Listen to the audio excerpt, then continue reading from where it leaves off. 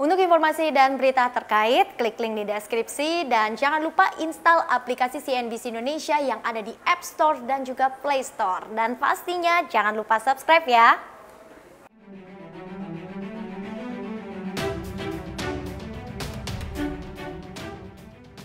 Presiden Joko Widodo kembali menunjukkan kekesalannya di depan umum. Sang kepala negara jengkel karena belanja pemerintah yang masih lelet. Padahal tahun ini akan segera ditutup. Wajar saja karena selama 9 bulan pertama di tahun ini, belanja pemerintah pusat baru 61% dari target APBN 2020. Menurut Jokowi, perbaikan pertumbuhan ekonomi di kuartal ketiga 2020 terdongkrak oleh belanja pemerintah, yang tujuannya mendorong daya beli masyarakat di tengah tekanan pandemi. Oleh sebab itu, Presiden Jokowi menilai pengadaan barang dan jasa pemerintah jadi sangat penting untuk menopang roda ekonomi. Menurut Jokowi, lambatnya proses belanja pengadaan baik pemerintah pusat hingga daerah lantaran masih banyaknya instansi pemerintah yang bekerja biasa-biasa saja di tengah situasi yang menurut kepala negara sedang genting.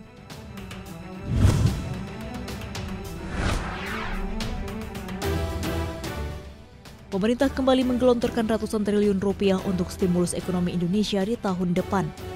Pada 2021, sebanyak 356,5 triliun rupiah akan diguyurkan sebagai program pemulihan ekonomi. Menko Perekonomian, Erlangga Hartarto menyatakan, pemerintah akan melanjutkan 6 program pokok.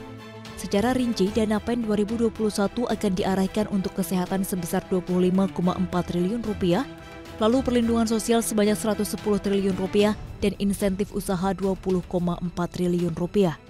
Kemudian dukungan UMKM sebanyak 28,8 triliun, pembiayaan korporasi sebesar 14,9 triliun rupiah, serta pemulihan ekonomi lewat sektoral kementerian dan lembaga sebesar 136,7 triliun rupiah. Erlangga juga menyatakan beberapa program stimulus ekonomi akan terus dilakukan, mulai dari program padat karya hingga kredit usaha rakyat.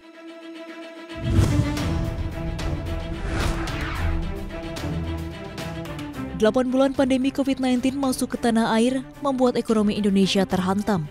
Ekonomi DKI Jakarta sebagai daerah dengan kasus positif COVID-19 terbanyak di Indonesia menjadi salah satu yang tertekan. Wakil Ketua Umum Perhimpunan Hotel dan Restoran Indonesia (PHRI), Emil Arifin menyatakan dari 4.400-an resto yang disurvei, sekitar 1.000-an telah tutup permanen di DKI Jakarta. Bahkan Emil menyebutkan angka tersebut belum mencakup restoran yang berada di mal. Emil memperkirakan ada sekitar 4.000 lebih restoran di pusat perbelanjaan dan sebagian besar telah menutup operasi.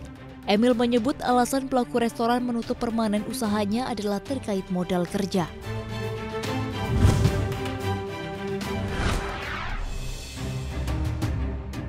Pertamina menyediakan bahan bakar minyak jenis Pertalite seharga premium di 85 kabupaten kota. Namun daerah-daerah tersebut hanya berlokasi di Pulau Jawa, Madura, dan Bali. Harga Pertalite yang diberikan lebih murah oleh Pertamina merupakan bagian dari program Langit Biru.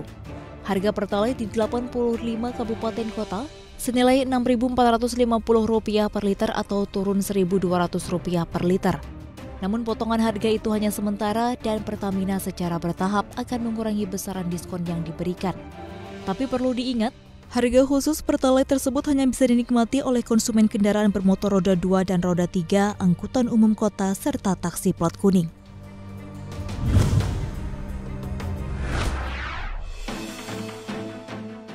AirAsia Jepang mengajukan pilot ke pengadilan distrik Tokyo. Langkah ini merupakan tindak lanjut dari pengumuman maskapai itu Oktober lalu yang menghentikan operasional perusahaan. Merosotnya permintaan penerbangan akibat pandemi COVID-19 menjadi penyebab AirAsia Jepang harus mengalami kebangkrutan. AirAsia Jepang mengumumkan kerugian sebesar 21,7 miliar yen atau sekitar 2,9 triliun rupiah. Alhasil AirAsia Jepang menjadi maskapai pertama di negeri Sakura yang harus gulung tikar saat pandemi COVID-19. Pandemi COVID-19 telah menggulung habis maskapai berbiaya murah ke dalam kebangkrutan. Hal ini diakibatkan oleh fokus maskapai berbiaya murah untuk melayani pelancong dan turis.